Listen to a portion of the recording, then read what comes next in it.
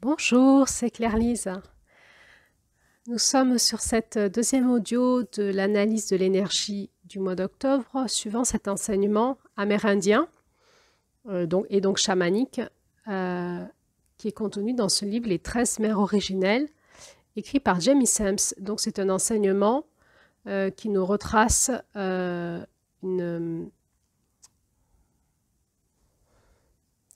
initiation orale transmise par les femmes entre les femmes depuis la nuit des temps. Donc on a accès là à des informations, un passage de connaissances, une initiation très précieuse, un petit peu inédite, écrite, alors qu'à la base c'était une initiation orale. Il se trouve que comme dans beaucoup d'initiations, on ne peut pas vraiment transmettre les choses par écrit, eh bien, les choses importantes, je dirais, sont transmises de manière codée, de manière symbolique. Et à nous d'arriver à les décoder, à les sentir, à les saisir et à les expérimenter. Et donc, dans cet audio, je vais vous proposer ma propre analyse de ce conte d'octobre qui s'appelle La tisseuse. Donc, il y a un premier audio qui a été fait qui analyse les énergies du mois d'octobre dans la roue chamanique. Et là, on va un petit peu se pencher sur ce conte, La tisseuse. Je vais vous lire une poésie qui est dans le livre et qui est mise avant le conte, parce que cette poésie, je trouve, nous fait aussi vibrer dans nous fait bien vibrer dans cette énergie de la tisseuse. La tisseuse. Tenue par les fils d'araignée de la vie, suspendue entre ciel et terre, à tisser la toile, à rêver le rêve. Je voltigerai à travers les deux mondes.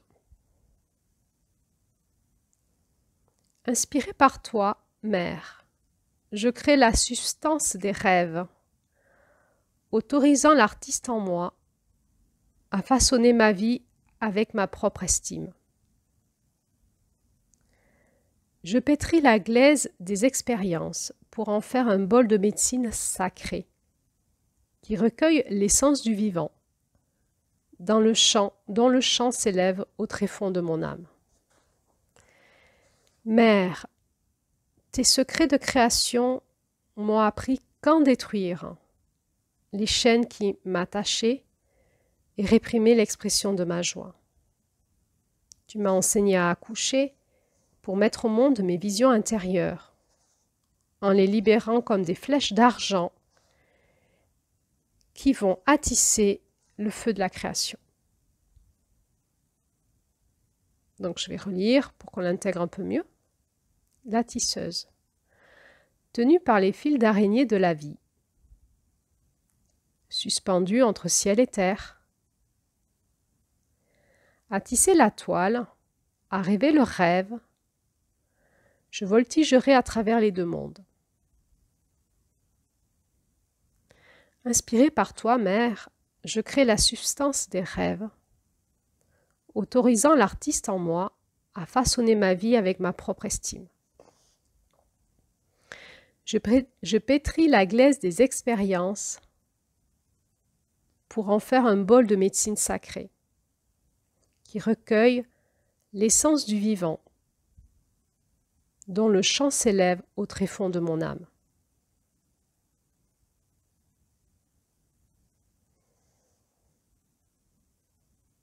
Je pétris la glaise des expériences pour en faire un bol de médecine sacrée, qui recueille l'essence du vivant, dont le chant s'élève au tréfonds de mon âme. Mère, tes secrets de création m'ont appris qu'en détruire les chaînes qui m'attachaient et réprimaient l'expression de ma vie, de ma joie. Tu m'as enseigné à accoucher pour mettre au monde mes visions intérieures, en les libérant comme des flèches d'argent qui vont attiser le feu de la création.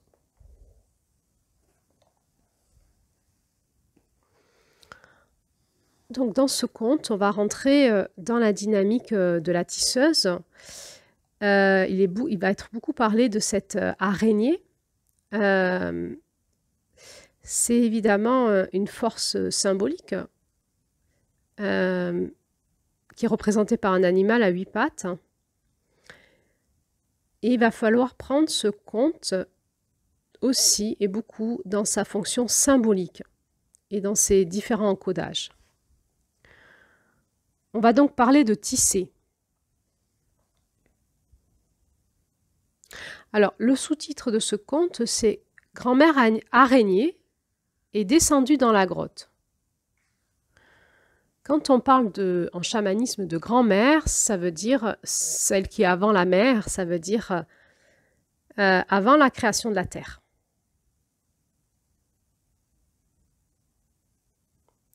Grand-mère araignée est descendue dans la grotte. On va voir que dans ce conte, la notion de la grotte est centrale. Il va y avoir la notion de la grotte et du bol de médecine. On se souvient que en avril aussi, celle qui voit loin avait utilisé un bol de médecine avec de l'eau dedans pour activer son troisième œil, son centre énergétique de la vision, de l'intangible, et commencer à avoir des visions au-delà du tangible, dans l'intangible, et éventuellement à démarrer ses voyages chamaniques et ensuite ses voyages astraux. Et on voit dans ce conte que cette femme, la tisseuse, maîtrise, à la maîtrise du voyage chamanique, de voir loin, et elle va l'utiliser pour tisser dans la matière. Donc il y a la notion de grotte, il y a la notion de bol de médecine qui est comparée aussi au bol de médecine des étoiles. Et on se souvient que dans d'autres contes, il y avait l'énergie de l'utérus était comparée au bol de médecine des étoiles de l'univers. Donc on peut comprendre que ce conte va nous amener un peu plus dans nos profondeurs, de notre utérus, dans les profondeurs de l'intangible. Qu'est-ce qui se passe dans l'utérus d'une femme quand un enfant se crée, par exemple? Cette force de la création, cet utérus qui a cette capacité innée à créer, à faire passer l'intangible dans la matière, les âmes sur terre, et à créer des corps avec l'intelligence de la terre pour que ces âmes puissent habiter dans ces corps et devenir des êtres humains.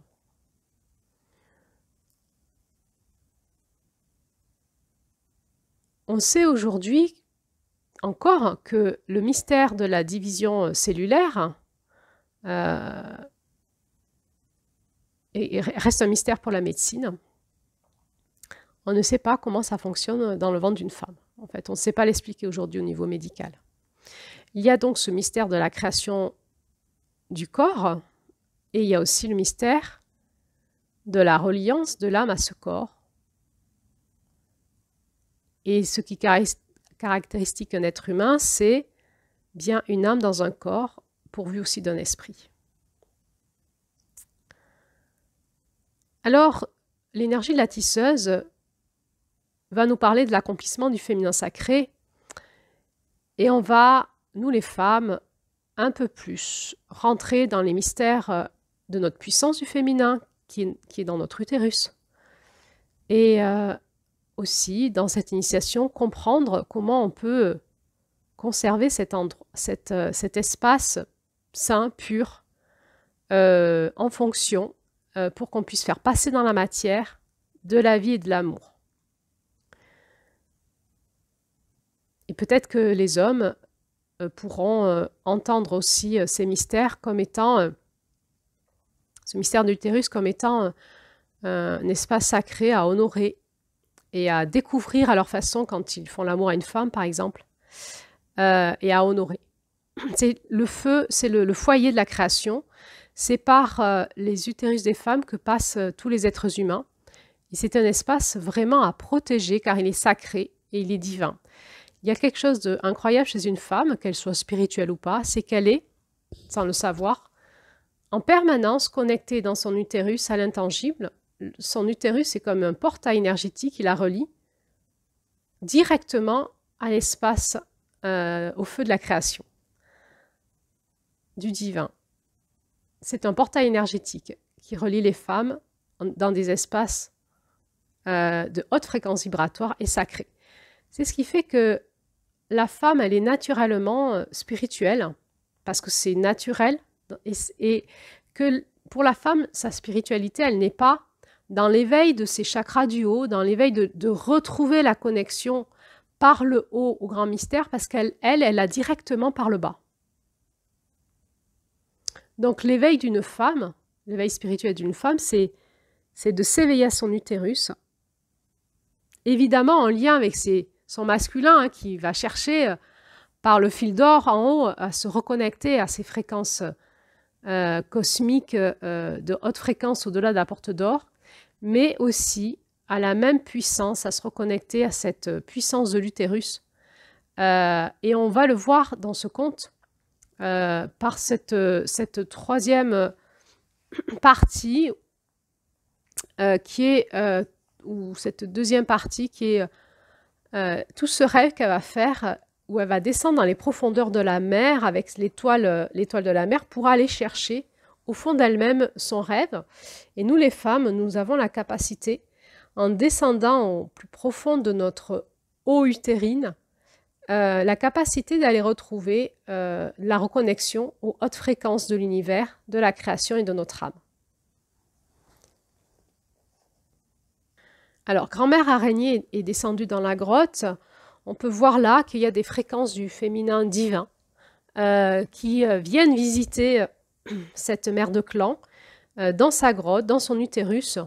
Et on voit qu'elle va utiliser en permanence son troisième œil, hein, sa claire vision, sa capacité avec son masculin à aller voir loin et en même temps à descendre profondément dans ses profondeurs pour aller utiliser la force de la création pour créer ses rêves, c'est-à-dire ses visions qu'elle va avoir avec son troisième œil, les amener dans la matière et les créer avec son utérus. On va voir dans ce conte que cette mère, elle a plusieurs noms. Donc la tisseuse, c'est aussi celle qui tisse la toile. Et la toile, elle est dans l'intangible. C'est le support de la création. Celle qui tisse la toile, la tisseuse, qui tisse dans la matière, la tisseuse, qui fait de la créativité. C'est la mère de la créativité. La créativité, c'est de faire passer l'intangible dans la matière. Et il vaut mieux savoir faire passer des trucs sympas, de l'intangible, que les trucs pas sympas. Donc, reprendre le contrôle de cet espace-là en nous, c'est vachement intéressant.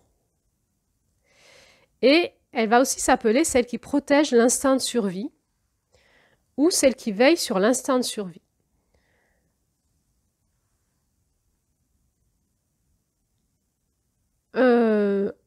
On comprend bien qu'il y a quelque chose qui est spécifique aux femmes, c'est leur utérus, et que la femme a un rôle basique, j'ai envie de dire, c'est de faire passer la vie sur la terre. Et que quand on touche à ça, chez les femmes, elles deviennent des louves. Touchez pas mes petits, touchez pas mon ventre. On peut dire que jusqu'à présent, ces missions accomplies, cette mission qu'on a donnée aux femmes est réussie. Jusqu'à présent, les femmes continuent à faire passer la vie sur Terre à travers leur utérus. Je vous rappelle là l'audio que j'ai fait en août sur la féminité. La notion de féminité, puisqu'on avait vu en août, on avait vu l'énergie de la coucheuse, hein, et je vous avais parlé de cette puissance du féminin chez la femme qu'on peut nommer la féminité. On va le retrouver ici, c'est-à-dire parce que les femmes sont les gardiennes de leur corps et de leur utérus, on peut encore faire passer la vie sur Terre, et c'est dû à l'instinct de survie des femmes, qui est un instinct naturel, lié au fait qu'on a donné aux femmes on a confié aux femmes cette fonction principale qui est de faire passer les âmes dans des corps sur Terre pour créer l'humanité et permettre à l'humanité de se reproduire, de continuer à survivre sur Terre.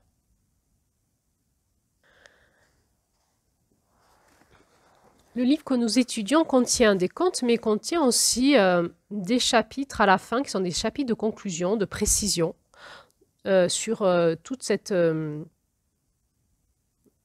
transmission. Et je vais vous lire les premières lignes du chapitre de la conclusion de ce livre qui s'appelle « Réunir les qualités du féminin ». Voilà ce qu'il est dit. Pour continuer à tisser la toile de la sororité et à la renforcer, nous devons avant tout honorer deux principes fondamentaux. Dans les traditions des Indiens d'Amérique, premier principe, protéger les femmes. Et deuxième principe, ne rien faire qui puisse blesser les enfants. Grâce à ces deux lois non écrites, les tribus indiennes sont restées fortes durant des centaines d'années.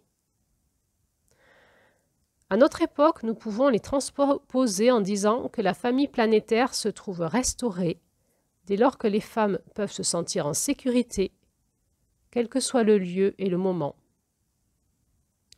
Lorsqu'il en est ainsi, les rêves des enfants bénéficient de la bienveillance de ces femmes, devenues des extensions de la terre-mère et donc des mères de la force créatrice. Cette bienveillance offerte par les femmes ainsi guéries assure la santé spirituelle et le bien-être des 7 générations à venir.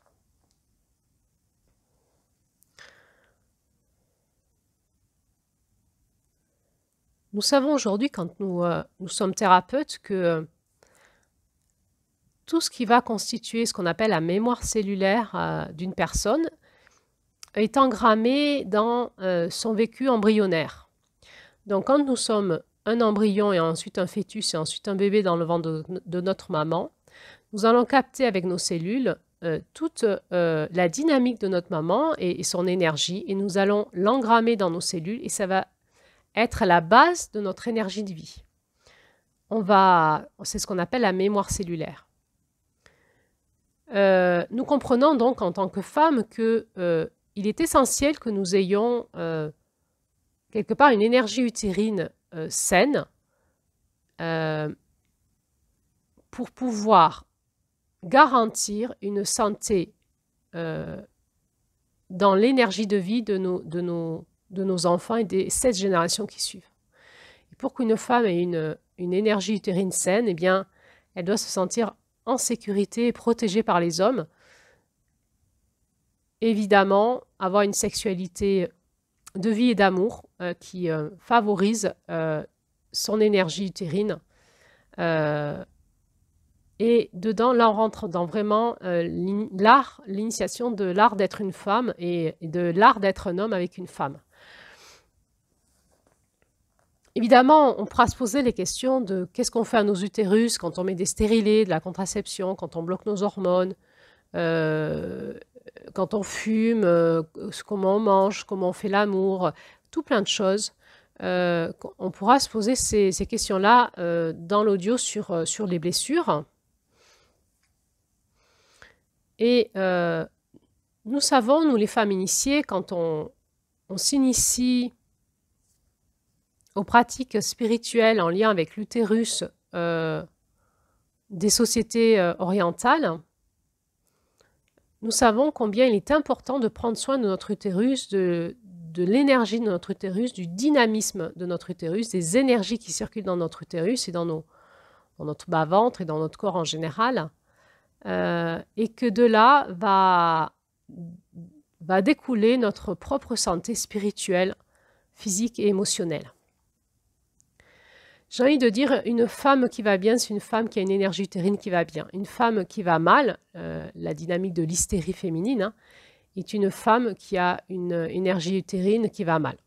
On en avait déjà parlé en nous de tout ça, mais il me paraissait important de rappeler la responsabilité que nous avons, nous femmes, parce que c'est par nous que passe l'humanité et donc la santé spirituelle des générations qui suivent. Donc, grand-mère araignée est descendue dans cette grotte et va initier cette mère de clan à la réalité du mystère de la création. Et donc, ce conte, c'est ce dont ce conte va nous parler. Donc, tisser, on voit que c'est quelque chose qui se tisse entre le monde tangible et le monde intangible. C'est comme s'il y avait une araignée entre les deux mondes et qui tissait un fil invisible de l'intangible au tangible. Et on va revoir que dans ce symbolisme de l'araignée, il y a cette énergie du 8 à 8 pattes et qu'il y a de nouveau cette énergie du lemniscate. Et il nous est dit dans ce conte que le grand mystère a choisi pour tisser l'étoile originelle du monde tangible, donc de la matière, l'araignée qui fait cela en fabriquant une structure de cercles concentriques qui sont un support pour la chair des corps et la réalité de toutes les formes de vie dans la création. Ici, on rentre dans le monde de la vibration, dans le monde de l'énergétique.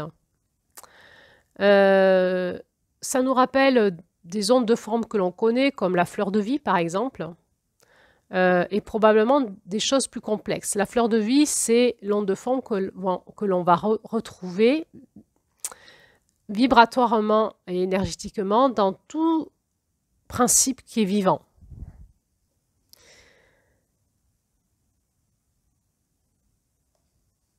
Dans ce conte, donc dans cette couleur rose, donc il est dit que cette énergie d'octobre est en lien avec la tisseuse, la couleur rose, et aussi la notion de travailler avec la vérité. Et peut-être pour finir, l'enjeu est là, c'est-à-dire que nous avons à modeler notre vie dans notre vérité intérieure, parce que nous avons ce pouvoir-là en tant qu'être humain à créer notre vie, et c'est quelque part une responsabilité que nous avons sur Terre. C'est pas la vie qui agit en nous, c'est nous qui agissons avec la vie. Et ce que nous allons devenir demain, c'est ce que nous aurons décidé et fait aujourd'hui. Et plus nous allons être en lien avec notre intériorité, notre force, notre puissance de création à l'intérieur de nous, au mieux nous allons pouvoir créer avec notre vérité intérieure et au mieux nous allons vivre une vie agréable. Pour nous, notre entourage et les générations qui suivent. Aussi, il nous est dit que nous pouvons nous emprisonner dans nos toiles, entre autres avec l'énergie du secret ou du mensonge. Il nous est dit, les toiles que nous tissons peuvent nous emprisonner si nous ne les créons pas dans la vérité. Il nous est dit, cette mère de clan nous demande de travailler avec et pour la vérité, de façon à manifester le rêve d'un monde que toutes les formes de vie puissent partager. Alors, il nous est donné des exemples. Une toile créée dans l'avidité finira par emprisonner et dévorer celui-là même qui l'a tissé, parce que ses fils sont trop serrés pour qu'il soit possible de donner, recevoir et partager.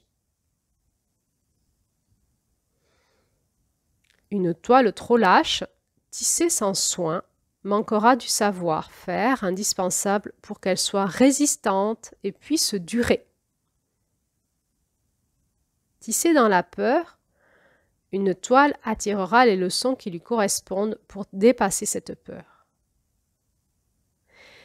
Mais une toile tissée dans l'amour créatif et le désir de partager l'abondance, recueillie par ses fils d'argent, durera jusqu'à l'accomplissement du rêve. Alors évidemment, c'est à la fois imagé et réel. C'est-à-dire que nous comprenons bien que nous tissons par nos pensées, par nos émotions, par aussi ce rêve, ces choses que l'on fait passer dans la matière par nos rêves, et du coup, parce que nous allons mettre en action dans la matière, nous tissons ce que nous sommes réellement aujourd'hui. Et donc, nous pouvons nous-mêmes nous auto-emprisonner, nous auto-piéger, ou au contraire, mettre toutes les conditions nécessaires pour tisser ce rêve d'abondance et de partage dans l'abondance jusqu'à son accomplissement.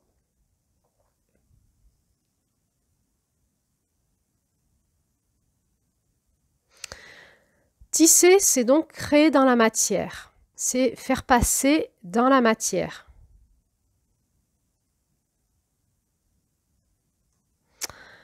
Évidemment, si nous faisons passer dans la matière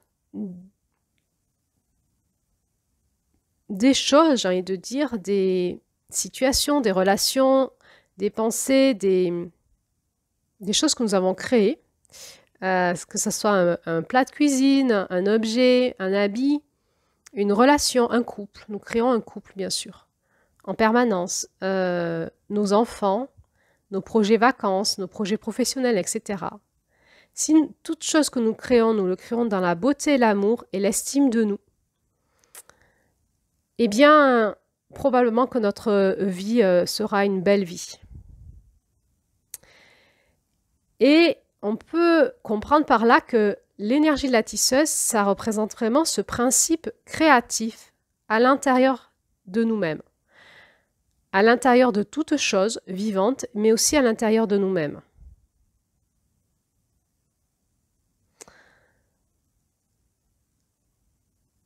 Il nous est dit qu'elle nous montre comment créer la beauté et la vérité dans ses formes tangibles, l'art et le savoir-faire pour donner forme à nos idées et à nos rêves dans le monde physique.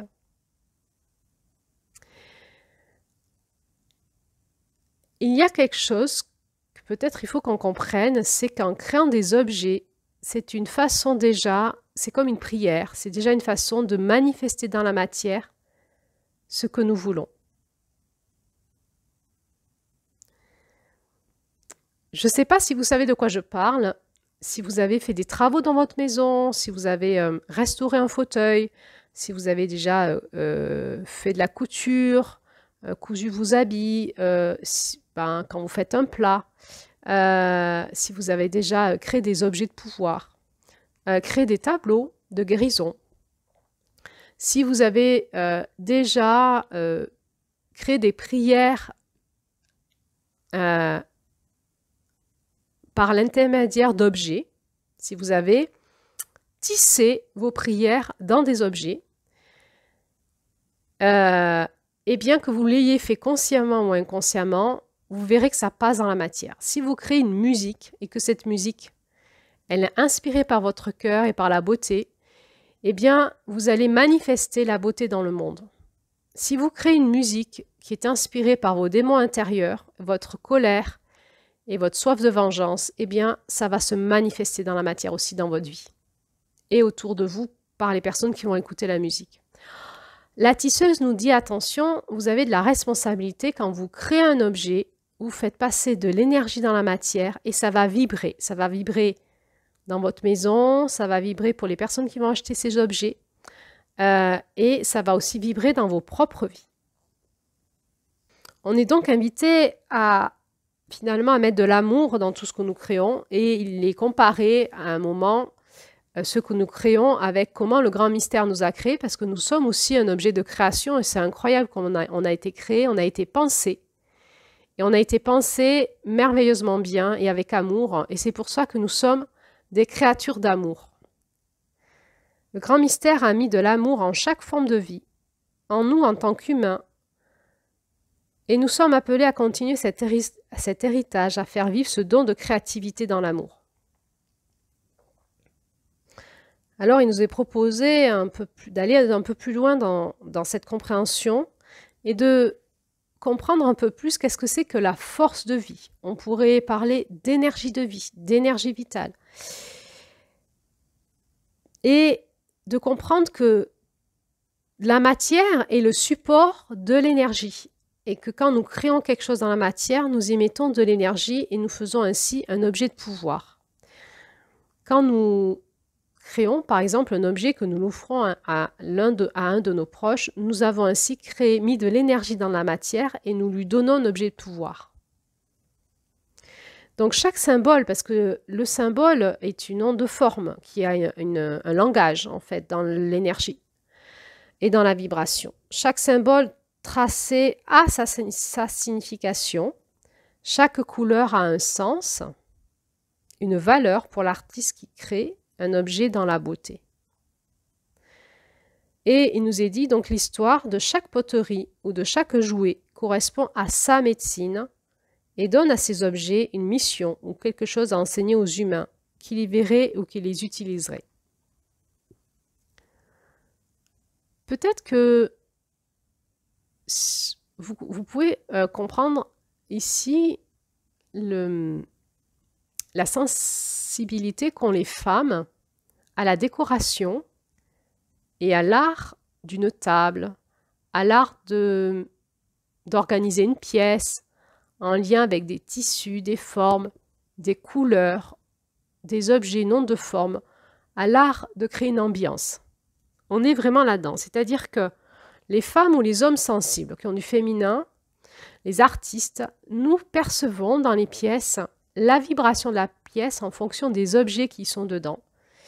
Et nous pouvons développer l'art d'harmoniser nos pièces pour qu'elles soient agréables à vivre énergétiquement et que nos corps qui résonnent énergétiquement et vibratoirement dans ces pièces soient bien. C'est tout l'art du foyer, c'est tout l'art d'une maison.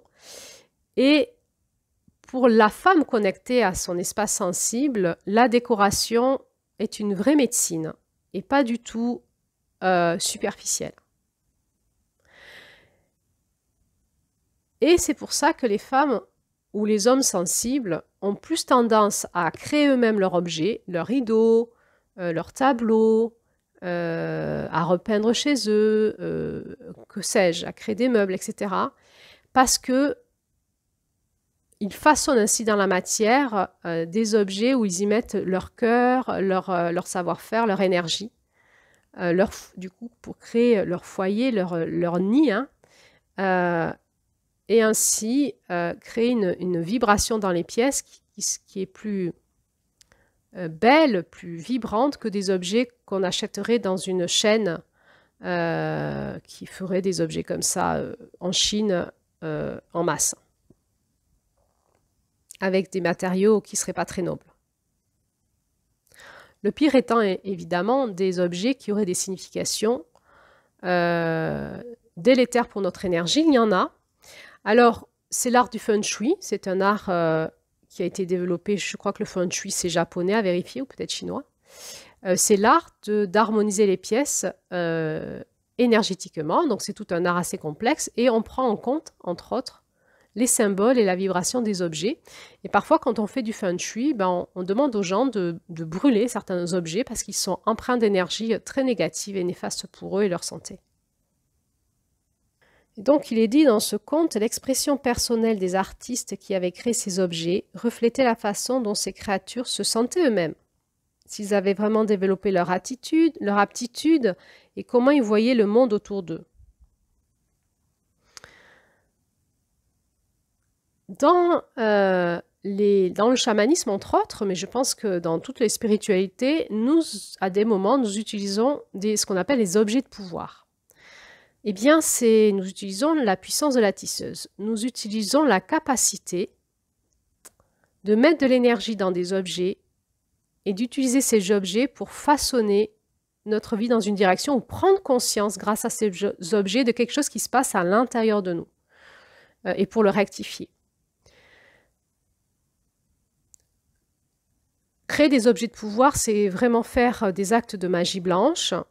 Et ça veut dire que ça va vraiment influencer notre vie. Donc attention, si nous ne savons pas maîtriser la notion d'objet de pouvoir, ne proposez pas à vos cercles de femmes ou à vos amis à faire des objets de pouvoir parce que ça pourrait devenir la magie noire, c'est-à-dire en créant des objets sans comprendre en fait comment ça se passe parce qu'il va y avoir un lien qui va se tisser entre l'objet et ce que vous travaillez en vous-même. Et donc, ça s'appelle un double énergétique. Et en ne comprenant pas cela, on peut se créer de l'automagie noire dans sa vie. Et ça peut vraiment être délétère, très délétère.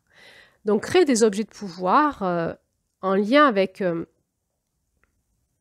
un processus initiatique ou avec un trajet personnel nécessite une très grande vigilance sur ces objets. Est-ce que ces objets prennent des possessions? Comment ils vivent? Est-ce qu'il faut les nettoyer? Qu'est-ce qui appelle sur ces objets? Est-ce qu'à un moment, il faut les brûler? Et par exemple, faire stagner des objets de pouvoir dans une pièce, un grenier, et ne plus s'en occuper, ben, c'est faire stagner des énergies en vous. Et ça peut bloquer votre vie. Donc, attention, je dis ça parce que moi-même, quand je fais des groupes de femmes, j'utilise la notion d'objet de pouvoir. Et j'ai eu vent qu'il y a eu des femmes qui m'ont copié derrière en initiant des groupes de femmes. Et en fait, elles ne savaient pas ce qu'elles faisaient parce qu'elles n'étaient pas initiées à comment on fait, qu'est-ce qui se passe quand on fait un objet de pouvoir et comment on fait pour gérer ça. Entre autres, il faut toujours voir comment l'objet vibre et questionner la personne à qui on fait faire un objet de pouvoir régulièrement pour voir comment on prend conscience de la projection de l'énergie sur l'objet et de quoi ça lui parle et comment elle va rectifier sa vie ou rectifier sur l'objet. Et à un moment, ben, il faudra brûler l'objet.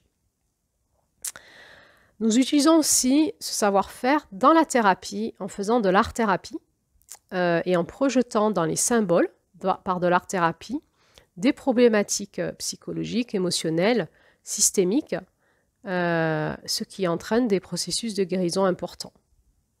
Là aussi, il faut être formé.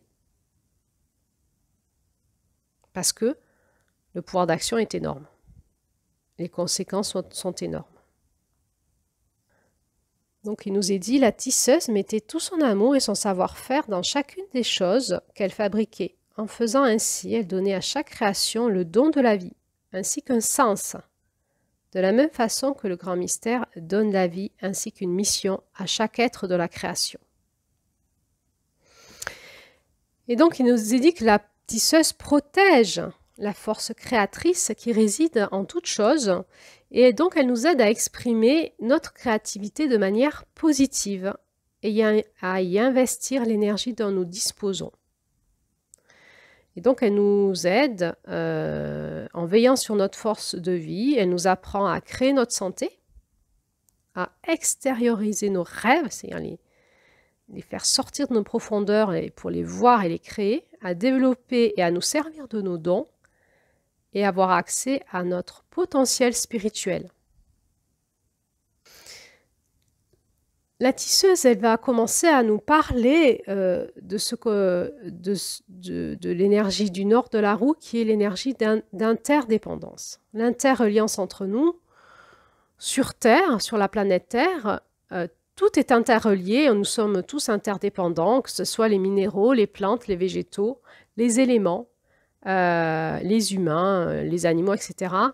Et entre nous, nous sommes tous interreliés par cette toile de la vie, c'est ce tissage dans l'intangible. Et c'est ce qui fait que nous allons comprendre, à plus nous avançons dans la maturité, que notre but est d'aller vers l'interdépendance, d'accepter et d'aller vers l'interdépendance, c'est-à-dire d'être au service des autres et de la vie, et d'être au service les uns les autres et de la vie des uns et des autres. Ça, c'est ce qui va générer sur Terre le processus de l'expansion, qu'on va appeler aussi le processus de l'abondance. Et j'en reparlerai sur un autre audio, je vous ferai un audio sur qu'est-ce que c'est que le paradigme de l'abondance relié à l'énergie de la Terre, de la planète Terre. Donc, non seulement la tisseuse, elle nous apprend comment tisser la toile de nos expériences,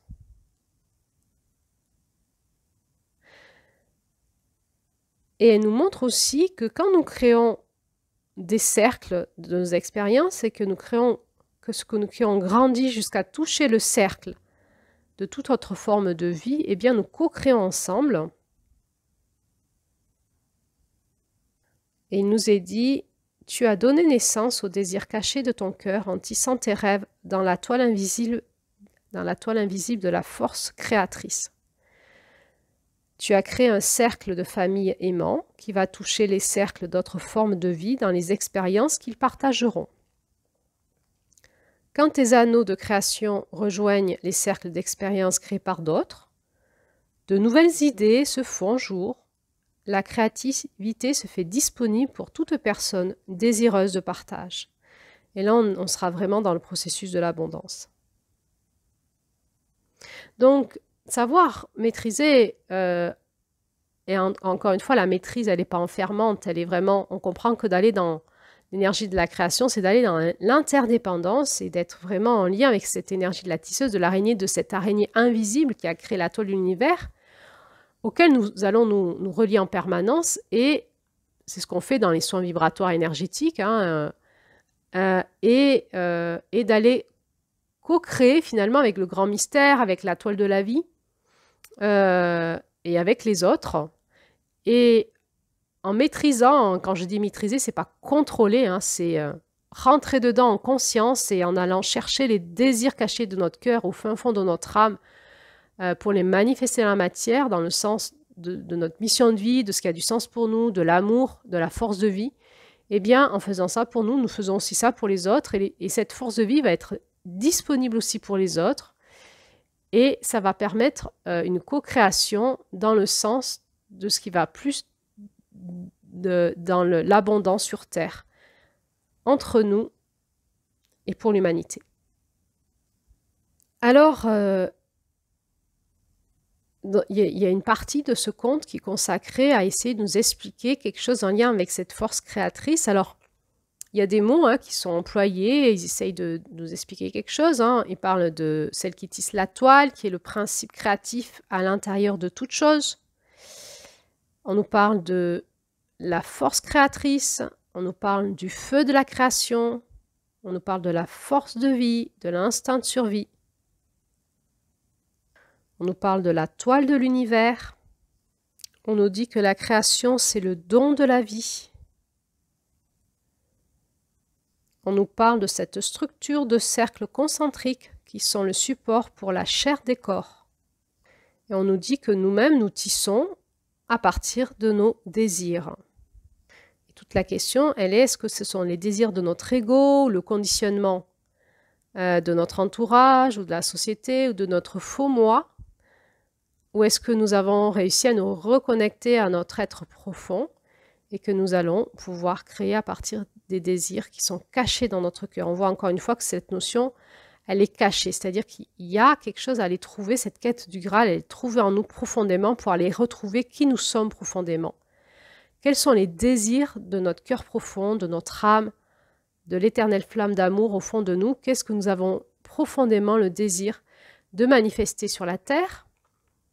Et moi, je pourrais témoigner que depuis que je fais ça, depuis des années, que je travaille avec la tisseuse dans ma vie, eh bien, j'en sais rien. C'est-à-dire que chaque année ou chaque cycle, je découvre qui je suis. C'est-à-dire, c'est en créant ma vie que je découvre qui je suis. Et ça, c'est génial. C'est-à-dire, je peux un peu projeter mon futur quand j'arrive à voir les visions de mon âme. Et parfois, je me trompe. Donc, je m'enferme dans une direction et je sens que c'est pas, à un moment, ça va pas. Ou j'entends l'appel de mon âme qui me dit ça va pas, tu prends pas une bonne direction, on est en train de tisser quelque chose qui est pas sympa. Et en fait, simplement quand je suis bien en lien avec les désirs cachés au fond de mon cœur, je peux regarder petit à petit qu'est-ce que je crée dans ma vie et qui je deviens. Et qu'est-ce que je suis profondément. Et entre autres, ce podcast qui est une de mes créations, et tous les cercles de femmes et les initiations que j'ai fait passer à ces femmes, et les rituels, etc., ça a été une grande découverte parce que je ne m'attendais pas du tout à être ce genre de femme. Et comment j'ai démarré là-dedans? Eh bien, en plus, c'était tout à fait contre les conditionnements religieux que j'ai eus dans ma petite enfance. Donc, c'était exactement pas du tout moi dans mes conditionnements. Eh bien, simplement, à un moment, il y a eu des appels dans mon cœur profonds auxquels il a fallu que je réponde, sinon, en fait, ce n'était pas possible autrement. Des appels de mon âme à créer des groupes de femmes, à utiliser ce livre, à l'étudier, et ensuite, une fois que j'ai commencé, eh bien, la tisseuse s'est mise en route et j'ai commencé à tisser sur la toile. Et j'en suis encore là aujourd'hui. C'est-à-dire que c'est un exemple parmi d'autres. Il y a d'autres choses dans ma vie que je découvre aussi en créant, et je découvre qui je suis en créant. Mais c'est un mystère. C'est-à-dire, nous ne pouvons pas, par des processus de coaching, savoir exactement qui nous sommes.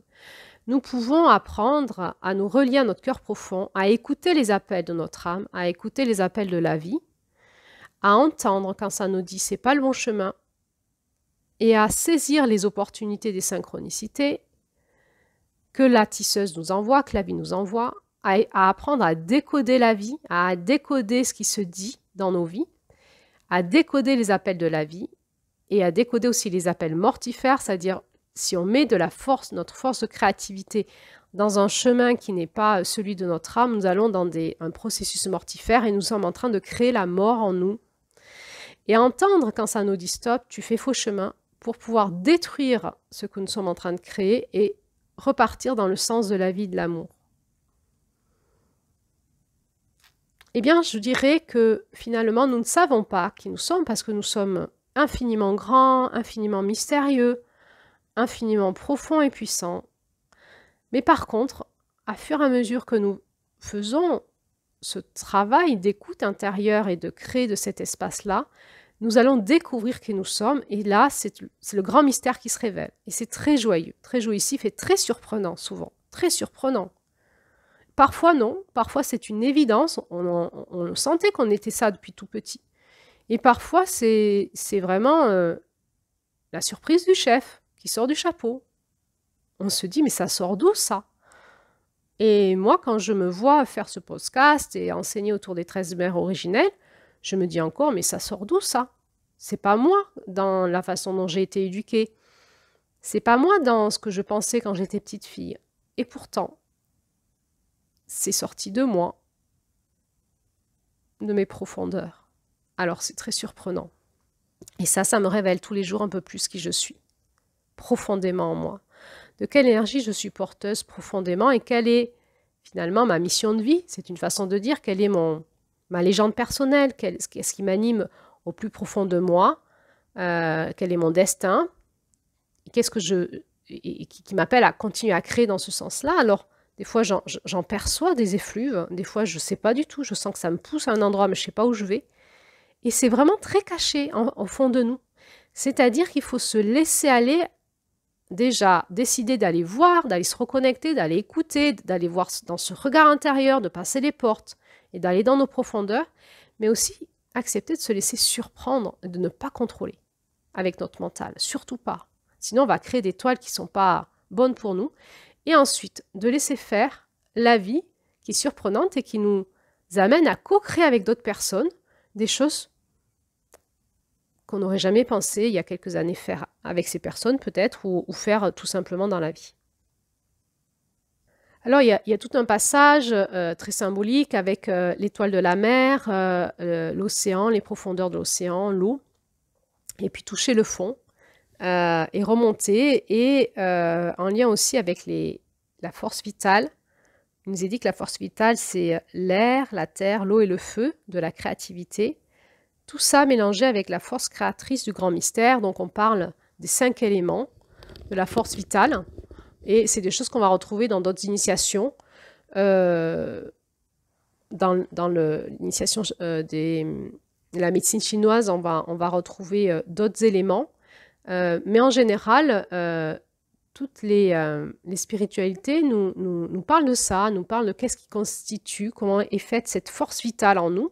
Et comment nous pouvons l'utiliser pour créer dans la matière, pour guérir, pour rectifier, pour monter en puissance, etc. Donc là, on rentre dans une initiation particulière dont je ne vais pas parler ici, puisque c'est à expérimenter, c'est une porte qu'on ouvre et qui est en elle-même une vastitude énorme, donc dans laquelle je ne vais pas m'aventurer sur cet audio ici. La tisseuse nous parle aussi de cette décision à être. Donc on a ce mot être, je suis. On le retrouve aussi dans plusieurs spiritualités, je suis, à être. L'être profond est l'être inconditionnel.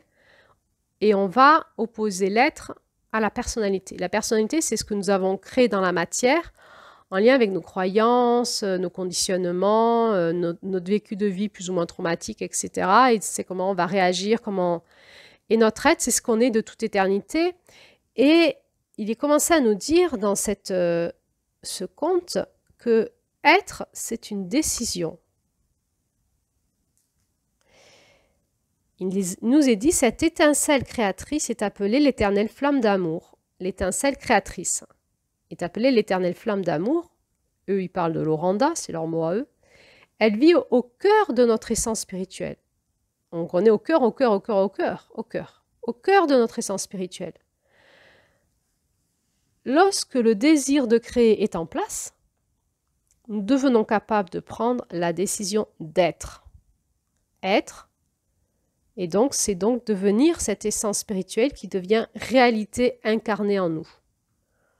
C'est ce qu'on appelle le chemin d'éveil dans certaines autres spiritualités. Être, cette étincelle spirituelle, le devenir dans la matière, c'est-à-dire le faire vibrer dans toutes ces cercles concentriques qui sont le support de la matière, faire vibrer l'information de notre être pour le devenir, et on nous explique concrètement comment faire. Et ensuite, c'est une discipline spirituelle, c'est un chemin initiatique, c'est une discipline. Dans certains chemins spirituels, on vous propose des exercices à faire. Il y a une voie spirituelle d'éveil pour devenir notre étincelle d'amour première qui est au fond de notre cœur, notre force créatrice. Devenir dans la matière, c'est-à-dire transcender notre personnalité, transcender nos blessures, transcender nos histoires, transcender nos mémoires, transcender toutes les informations qu'il y a dans cet espace de l'intangible et devenir autre chose, c'est-à-dire choisir de devenir ce que je suis profondément, au-delà de tout ce que j'ai vécu, de tout ce qu'on dit de moi, de tout ce que je crois de moi. Et devenir qui je suis, c'est vraiment aller se relier à chaque instant de la journée à notre être profond, l'écouter et tisser avec lui dans la matière, c'est-à-dire dans nos pensées, dans nos émotions, le faire vibrer dans nos corps énergétiques, nos corps subtils, le faire vibrer dans notre ADN et le devenir concrètement. Et ça, c'est une discipline, c'est un chemin spirituel, c'est une voie spirituelle. Et encore une fois, ça va solliciter notre masculin. Où on va décider de devenir qui nous sommes profondément et de reprendre notre pouvoir d'action, de sortir de notre état de victime du passé, de nos blessures, de nos dysfonctionnements, de nos pensées, de nos réactions, mais de revenir à qui nous sommes et nous pouvons le faire dès maintenant. Dès maintenant, toujours un peu plus, pour le devenir demain. Alors, la tisseuse est aussi porteuse de ce principe mort-vie indissociable. Et on voit que donc elle est porteuse des principes de création, mais aussi de destruction. C'est la base du féminin, c'est la base, on l'avait vu avec la guérisseuse. En permanence, le féminin qui est la responsabilité en nous de faire passer dans la matière l'intangible peut détruire ce qui passe mal et pour reconstruire un peu plus de vie. Donc il faut abolir ce qui nous limite et créer du neuf. Et ça, le faire avec conscience. C'est pas avec notre ego, mais avec conscience. Et à un moment, décider que ça suffit. On arrête de tisser ça dans ce sens-là et qu'on va tisser dans un autre sens. C'est aussi décider d'arrêter de penser comme ça, de voir les choses comme ça, reprendre en main notre façon de penser, notre structure psychologique, aller travailler dessus, de reprendre en main et la maîtrise de nos émotions et de tout notre fonctionnement intérieur. Donc ça peut être un processus déclenché en nous, un processus thérapeutique ou de développement personnel ou développement spirituel. Mais ça peut être aussi arrêter d'alimenter une façon de faire qu'on a dans nos rythmes de vie, dans notre éducation, dans nos croyances religieuses.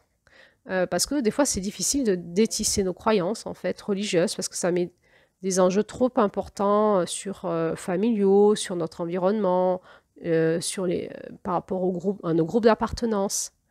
On peut décider de déconstruire un couple. On peut décider de déconstruire un métier qu'on a créé. À tout moment, tout ce qu'on est en train de créer, on peut décider de le déconstruire et de le recréer. Alors, il nous est parlé aussi dans ce conte de la capacité qu'on aurait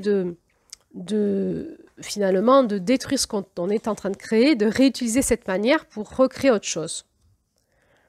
Donc on pourrait aussi, si je prends l'exemple du couple et qu'on voit qu'on a créé un couple qui ne fonctionne pas, c'est pas bon ni pour lui ni pour moi, on peut aussi décider de déconstruire, de détruire ce couple et avec cette matière, de recréer un autre couple avec la même personne.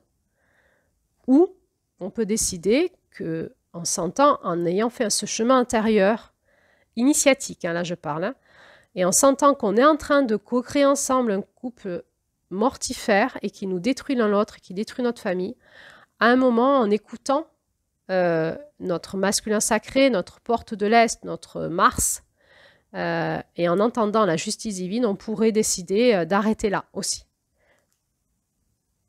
Pour créer, peut-être avec une autre personne, quelque chose de plus favorable pour l'amour et la vie, et en entendant aussi les appels de notre âme. Alors dans ce conte, il est mis l'accent sur l'éducation des enfants. J'y reviendrai dans un autre audio. Mais entre autres, il est dit à cette mère, attention, les enfants vont utiliser aussi leur créativité pour tester ton autorité, ta sagesse et tes résolutions. Sache qu'ils ont besoin d'une main ferme autant que d'une tante aimante qui leur apprend à détruire leur entrave en ayant recours à l'expression de soi et à la créativité. Donc là, on voit que les principes d'éducation finalement proposés là ne sont pas correctifs dans le sens de formater les enfants, mais plutôt correctifs dans le sens de corriger quelque chose qu'ils sont en train de tisser, de corriger qu'est-ce qu'ils sont en train de tisser, de leur montrer qu'ils sont en train de s'entraver eux-mêmes et de leur montrer qu'ils peuvent détruire ça, décider de ne plus réagir comme ça, de ne plus faire ça, mais plutôt de trouver comment ils auraient envie finalement de faire ou d'interagir plus en lien avec ce qu'ils sont profondément et l'expression de leur créativité et donc plus en lien avec leur joie profonde. Par rapport aussi à la notion de la mort, je voudrais souligner ici qu'encore une fois, on voit dans ce conte une mère qui meurt. Ce n'est pas la première fois. Il n'y a pas de père. Les enfants sont seuls. Moi, j'y vois là, en fait, des étapes hein, en lien avec le développement et l'intégration de l'énergie du féminin sacré en nous. Et à un moment, je vois qu'il y a des femmes ou des générations ou des périodes où le féminin ne peut plus vivre, passer la vie. Donc, on voit que cette mère, elle a encore protégé ses enfants, elle a protégé la descendance, mais elle-même, elle ne peut plus assumer son rôle de mère. Il n'est pas précisé pourquoi. Elle va de nouveau mourir congelée. On voit ça, on avait déjà vu ça en août, hein. Sans homme, comme en août, mais elle va confier finalement ses enfants à cette mère spirituelle. Elle arrive à les amener jusqu'à la porte de la grotte de la mère spirituelle. Et moi, j'y vois que parfois, on peut tout à fait mettre à mort notre propre féminin, notre propre mère intérieure, qui n'a pas réussi à se décongeler, quoi. On n'a pas réussi à être en lien avec notre onde de forme sacrée, avec notre flocon de neige, avec notre février.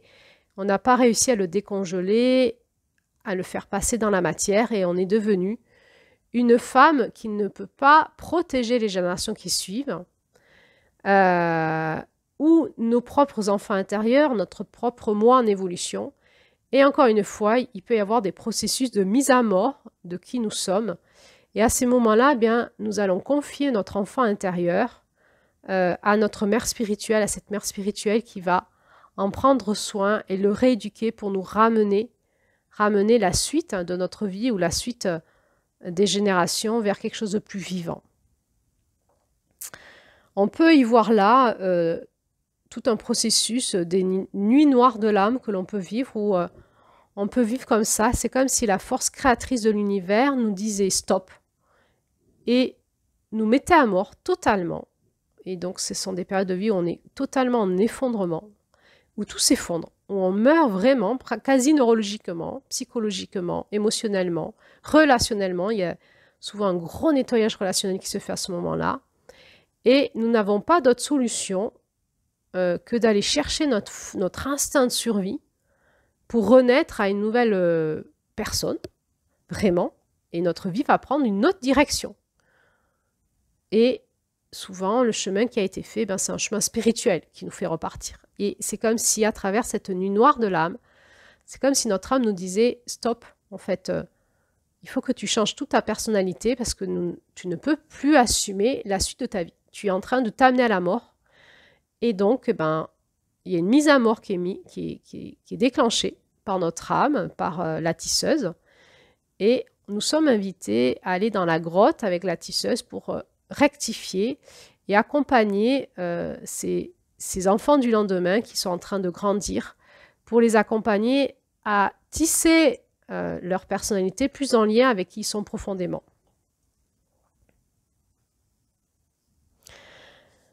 Alors on voit que, évidemment, ce conte est rempli encore de symboles dans le nom des enfants. On comprend qu'il nous parle aussi de l'équilibre du masculin et du féminin en nous. On peut se demander pourquoi le masculin est plus petit en âge et le féminin plus grand. On peut y avoir tout un tas de réponses. Comme je ne suis pas assurée de réponses que j'ai, je ne vous les partagerai pas. Mais on voit que par rapport au mot posé dans ce conte, ça nous parle que la création est finalement l'équilibre masculin et féminin de nos deux cerveaux, cerveau gauche et cerveau droit. Cerveau gauche et cerveau droit. Le cerveau gauche qui est le cerveau de la rationalité, le cerveau droit qui est le cerveau de l'émotionnel, du symbolique, et finalement les faire dialoguer en permanence. Le symbolique à la rationalité, donc nous ramène de l'intangible au tangible. Et finalement, créer dans la matière, c'est en permanence utiliser les symboles tout en ayant la réflexion rationnelle, que ça soit possible dans la matière. Et donc, ça va nous équilibrer neurologiquement et énergétiquement dans notre féminin, notre masculin. Et ça nous guérit, ça nous fait vraiment beaucoup de bien. Alors, on voit que ce masculin, il s'appelle Soleil derrière les nuages. Bon, on est en automne, il pleut. Ensuite, ça bascule vers l'hiver, hein, le vent froid arrive, la neige. Et on dit qu'elle est très très bien dans sa grotte au chaud. Hein. Et lui, donc, c'est Soleil derrière les nuages, c'est-à-dire c'est un masculin porteur du soleil du printemps, porteur de ce nouveau masculin, de ce futur. On sait qu'il est là, il est derrière les nuages. Il nous est dit qu'il est précoce, courageux, il s'intéresse à ce qu'il découvre. C'est un guerrier, un chasseur, il est calme, il a l'apprentissage rapide. Il cache un sourire derrière des attitudes pensives.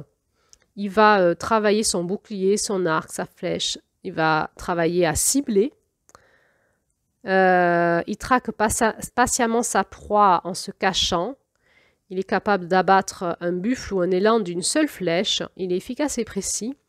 On nous donne là des caractéristiques, bon, certes amérindiens, mais surtout probablement de ce nouveau masculin qui est en train de surgir en nous grâce à cette initiation. Et à fur et à mesure des années qui passent, nous allons acquérir un masculin de plus en plus aligné, sacré, avec des caractéristiques très précises et dans l'équilibre. Le féminin s'appelle son de la pluie, donc il y a soleil derrière les nuages et son de la pluie. Encore une fois, la notion de l'eau est là. Et il nous est dit qu'elle est inventive, désireuse d'exposer les idées qui germaient dans son imagination quand elle apprenait à faire les choses. Elle aussi, elle a une rapidité d'apprentissage, elle a de l'habilité, un don d'observation et d'imitation. Elle a de l'imagination et aussi de l'originalité. Elle sait faire avec les matières. Elle sait peindre délicatement et précisément, guidée par son sens naturel des proportions et de la composition. Bon, ben on peut aussi voir comment on peut, comme ça, équilibrer notre féminin aussi, dans ce sens-là. Et il est dit, enseigne-les bien, tisseuse, ainsi tu vas montrer aux autres comment l'esprit de l'artiste qui vit à l'intérieur de chaque être humain peut façonner un monde qui respecte la créativité que le grand mystère a placée au cœur de tout ce qui vit. Alors, il nous est parlé de plusieurs animaux, dont le guépard, hein, qui est d'accomplir les tâches avec rapidité et agilité. On peut l'utiliser en animal chamanique pour accélérer nos visions, hein, pour aller voir dans notre âme et avoir les visions qui arrivent plus vite à notre conscience. Il nous montre la façon de mener à bien de nouvelles tâches, comment éviter la paresse et de ne pas faire traîner les choses. Ce qui vient d'un manque d'inspiration, eh bien oui, quand nous avons envie de créer, souvent il y a page blanche et donc on reporte à demain et on ne crée jamais. Et ça, c'est délétère. Donc à un moment, on nous propose, on nous encourage à utiliser une force du masculin aussi puissante que celle d'un guépard pour s'y mettre et pour accélérer nos visions et pour commencer à créer. Sortir de la procrastination. La procrastination, ça crée une toile qui, à mon avis, est très très lâche. Hein. Il ne se passe pas grand-chose dedans. Ça crée de la dépression. Et évidemment, la procrastination n'est pas le repos, n'est pas le besoin de temps pour méditer, pour avoir les visions. La procrastination, c'est ce qu'ils peuvent appeler la paresse. Je n'ai pas envie de faire. Voilà, je pense qu'on connaît tout ça.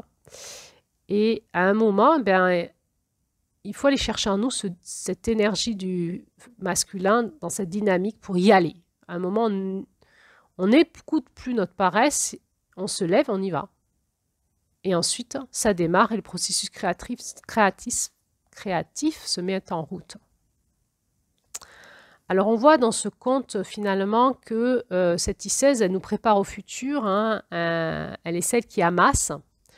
On va voir que elle est aussi celle qui glane. Hein, elle glane, on le voit dans ce conte, elle glane, elle va amasser hein, et elle va préparer le futur. C'est une caractéristique du féminin de stocker.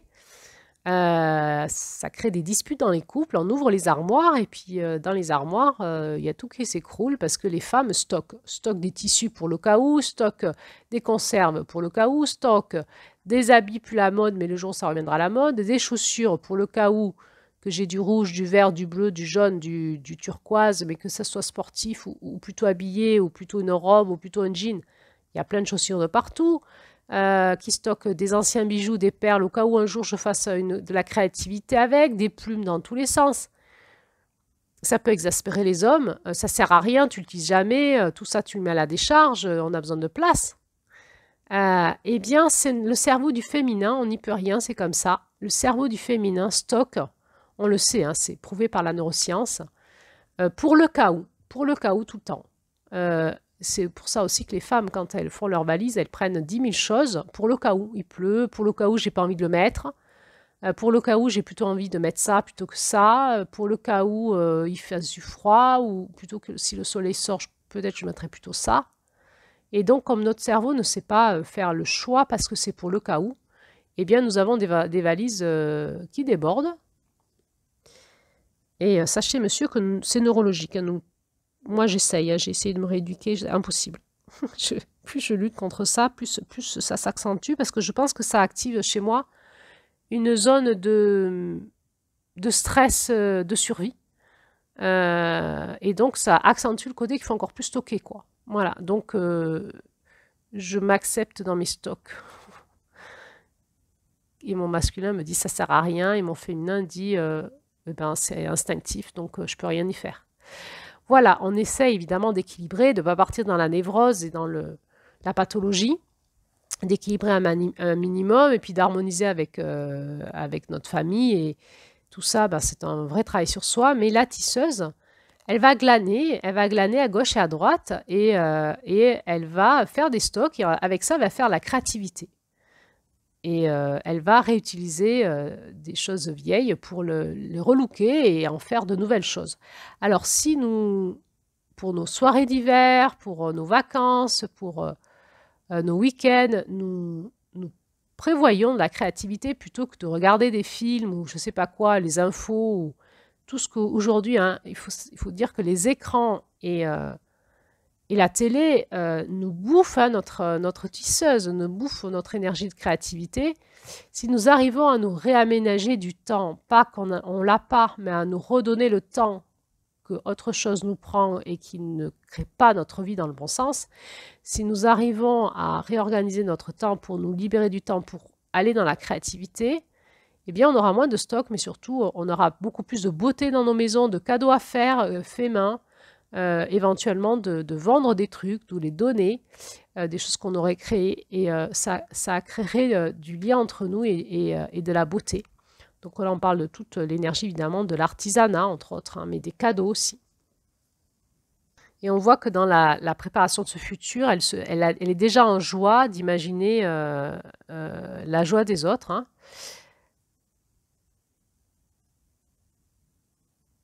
Et on voit qu'elle est en train d'échafauder des rêves pour le futur pendant le temps des neiges. Et on peut imaginer qu'il y a quelque chose qui capte l'info dans la neige et qui va le redonner en février-mars par le long de fond du flocon de neige.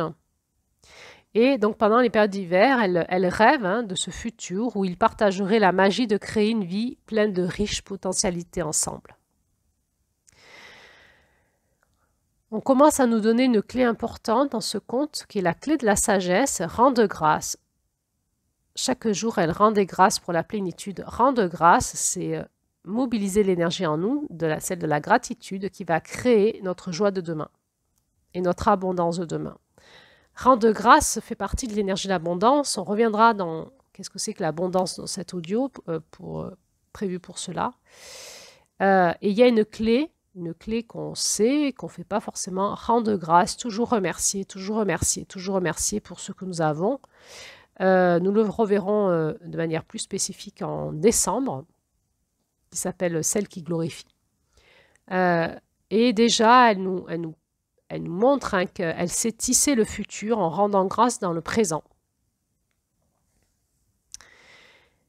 Et puis, elle voit, avec celle qui voit loin, son masculin, l'évolution dans la différence. Elle est un petit peu prophétesse, hein. Le futur serait bon.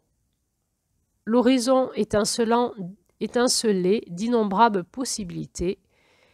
Et la tisseuse avait trouvé une source illimitée d'inspiration, en voyant le monde à travers les yeux de son de la pluie et de soleil derrière les nuages, en voyant le monde à travers les nouvelles générations. Son chemin à elle allait évoluer et se transformer tout au long de la vie de ses enfants. Hein, la co-création entre générations. Chaque objet qu'elle avait créé était une extension de son amour et de son expression personnelle, chacun ayant un but et une mission spécifique à accomplir. Ses enfants trouveraient leur propre but et mission à travers leur forme individuelle d'expression de soi. Et ainsi, ce conte se finit par cette conclusion. La gardienne de l'instinct de survie, la mère de clan, réalisa qu'elle avait créé ainsi une façon de transmettre la sagesse et l'amour qu'elle portait dans son oranda. Cette transmission survivrait à l'épreuve du temps. Parce que la tisseuse avait entrelacé sa toile de création d'une façon qui permet de donner vie, longévité et pérennité à la concrétisation de ses rêves.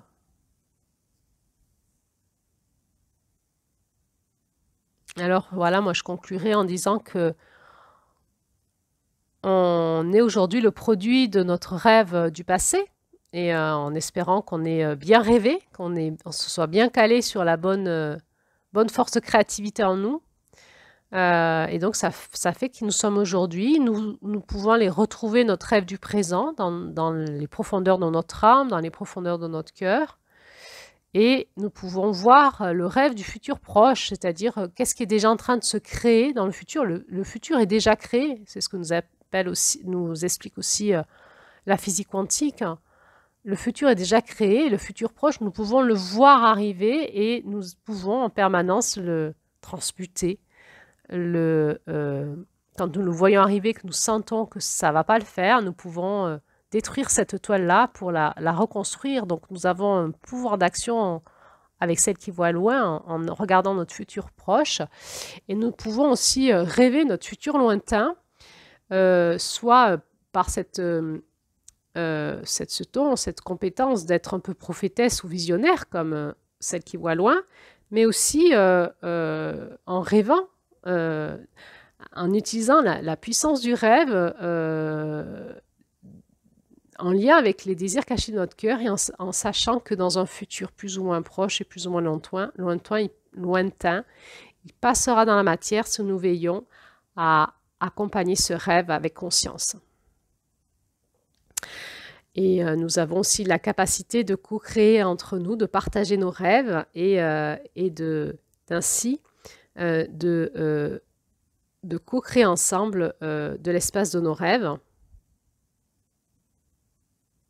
Nous avons chacun nos propres buts, nos propres missions, et puis quand nous nous rencontrons parfois, eh bien, il y a une belle harmonisation qui peut se créer et nous pouvons co-créer ensemble de choses puissantes, magnifiques, géniales, belles. Et nous sommes comme ça des porteurs et des transmetteurs de la sagesse et de l'amour que l'on porte tous au plus profond de notre être. Alors voilà, je pense que j'ai dit ce que je voulais vous dire. Je conclurai quand même que la tisseuse nous parle vraiment de l'intelligence du féminin. C'est le paradigme de l'abondance. C'est avoir la capacité d'ouvrir des portes. On le voit quand elle va glaner ses objets dans la forêt. Elle nous a dit qu'elle est capable de revenir sans se perdre parce que elle a mis ses objets d'une certaine façon qu'elle retrouve son chemin. L'intelligence du féminin n'est pas du tout dans l'efficacité du masculin, ça n'a rien à voir. L'intelligence du féminin est celle d'une araignée qui va tisser dans l'invisible et qui à un moment va faire passer dans la matière des choses. Et nous les femmes, quand nous sommes connectés à notre féminin, nous avons une façon d'organiser nos journées qui n'est pas du tout rationnelle, ou nos activités. Et un homme qui nous regarde, on pourrait avoir l'impression qu'on est en train de tourner en rond, qu'on commence une tâche et qu'on ne la finit pas, qu'on commence une autre, on ne la finit pas, on commence une autre, on ne la finit pas, on commence une autre, on ne la finit pas. Et ça, c'est vraiment l'onde de forme de la toile d'araignée. On met nos axes de force, on commence un truc, on ne le finit pas, on commence un truc, on ne le finit pas, on commence un truc, et ensuite on va tourner autour, et on va tisser une toile. À la fin de la journée, on aura fait 10 000 choses, mais pas du tout comme l'aurait fait un homme. Et donc, le côté de faire des listes de choses à faire, ça ne marche pas quand on est une femme, parce qu'en fait, on va suivre plutôt notre instinct que notre mental. Et ça crée des fois des disputes entre les hommes et les femmes, parce que sur des projets communs, par exemple dans les couples, certains hommes ont l'impression que leurs femmes n'avancent pas, ne font pas, eux ils feraient différemment, ça va pas, faut pas faire comme ça. Or la femme, si on la castre dans son énergie féminine, elle est plus porteuse d'abondance. Donc forcément, si elle est castrée par son homme, eh bien ça va lui donner raison à l'homme puisqu'elle peut plus faire avec sa force de créativité et du coup ça va pas être, elle va plus pouvoir aller dans l'abondance.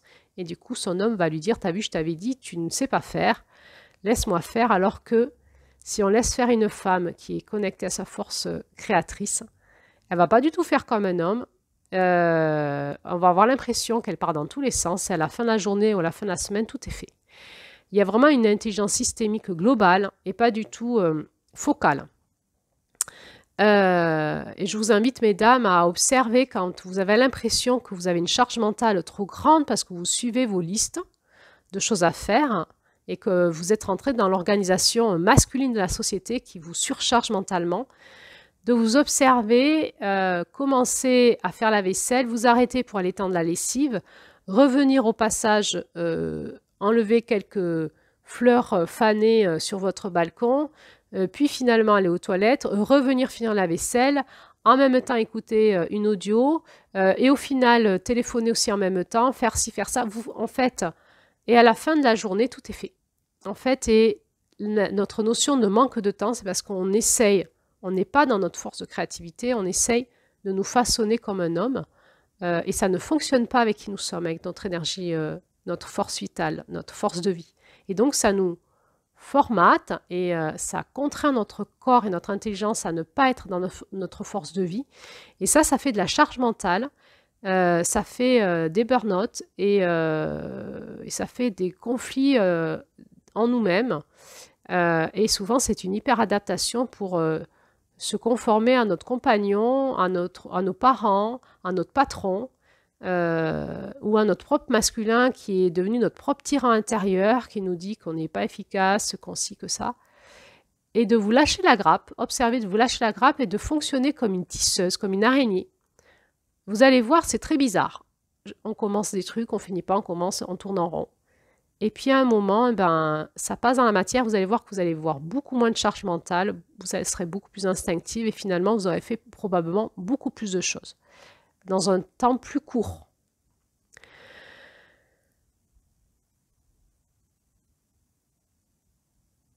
Voilà, donc la tisseuse nous parle de cette intelligence du féminin. C'est l'intelligence de l'utérus, tout simplement. Elle est instinctive chez les femmes. Elle n'est pas du tout mentale. Elle ne s'organise pas sur un tableau Excel, sur des listes. Elle n'est pas du tout mentale. La structure psychique, le mental, la rationalité, le néocortex ne comprend rien à l'intelligence du féminin. C'est l'intelligence de notre utérus. Elle est viscérale, intuitive, connectée à la terre. Elle est féminine. Et elle est beaucoup vibrée par les femmes, puisque ce sont les femmes qui ont un utérus. Et cet organe et les hormones qui sont avec lui, et les ovaires et tout ce qui constitue notre féminin, fait que quand même, nous les femmes, quand nous sommes connectés à notre féminin, quand notre féminin est libre d'être, eh bien, quand même, nous fonctionnons très, très, très différemment que les hommes. Et il est important que maintenant, nous reprenons le pouvoir de notre féminin, notre pouvoir de créativité, notre intelligence profonde, et que nous organisons nos vies comme il est bon pour nous. Évidemment, dans cet équilibre du masculin et du féminin en nous-mêmes, une femme qui a trop de féminin, il n'y a pas de masculin, la toile ne passera pas, ou sera trop molle, ou trop distancée, ou je ne sais pas quoi. Une femme qui a trop de masculin, qui n'a pas de féminin, elle aura une toile serrée, elle ne va pas utiliser sa force de vie au service de la créativité. Et ça sera une femme masculine qui va souffrir, faire souffrir autour d'elle. Et donc, c'est vraiment en déployant notre masculin, nous l'avons compris maintenant, hein, que nous allons pouvoir déployer notre féminin et que notre masculin va être le gardien de notre féminin et qu'on va comprendre que nous ne fonctionnons pas pareil de ces deux énergies et que cette intelligence du féminin n'attend qu'une chose, c'est se déployer dans nos vies pour faire passer des choses extraordinaires sur Terre dans nos vies, dans nos couples, avec nos enfants. Dans nos professions, etc. Alors, je vous souhaite une bonne exploration de tout ça. Merci pour votre écoute et je vous dis à bientôt pour l'audio sur les blessures qui peuvent se réveiller en nous avec l'énergie d'octobre. À bientôt. Merci.